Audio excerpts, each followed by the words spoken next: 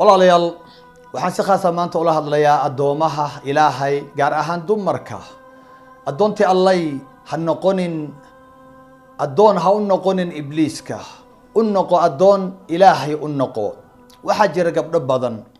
oo marka kor laga arka aad is leedahay waa addoomo ilaahay laakiin xaqiiqadii aanan ahayn oo ah addoomo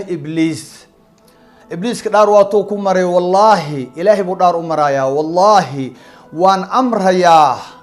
ilmaha aadam waan amrayaa waxaan yeelanayaa oo aan ku yeelanayaa addoomo aniga i caabuda oo ay abuurkaagii bedelaan abuur kale aan u samaysto kuwa aniga ii go-an ayaan yeelanayaa ha ku fikirin buu leeyahay ibliiska ilaahay buu ku leeyahay in ilmaha aadam oo dhan ay adiga addoomo ku noqdaan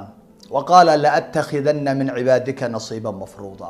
qayb baan ku yeelanayaa buu leeyahay waa kuwee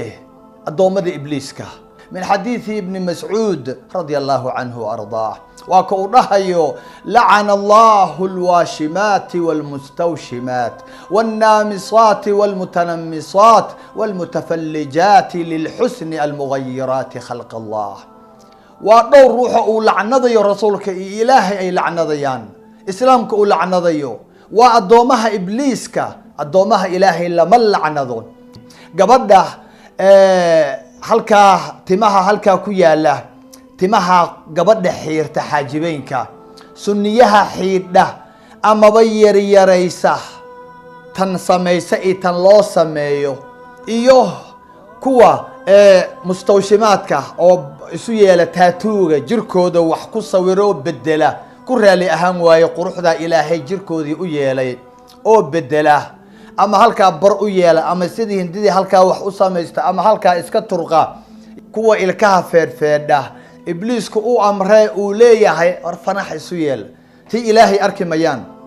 qaybta ilaahay sii arki mayaan oo ay ku ahaayeen addoomo alle ibliiskii baa amraaya saa ibliisku wax ma abuuri karaaya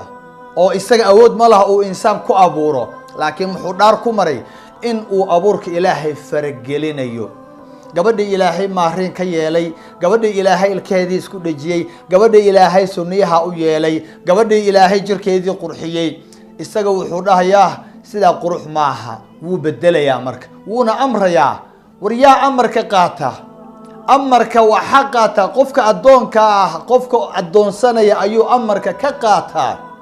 addoomaha ilaahay bay amar ka qaataan addoomaha ibliiska war waxaad naxariista ilaahay ku waayeysaa oo aad jannadii ku waayeysaa naxariis adduunye mid aakhiro ku waayeysaa islaamkaaga aad uga fogaanaysaa timahaasoo aad xiirtay keliya ilkahoo aad feerfeertay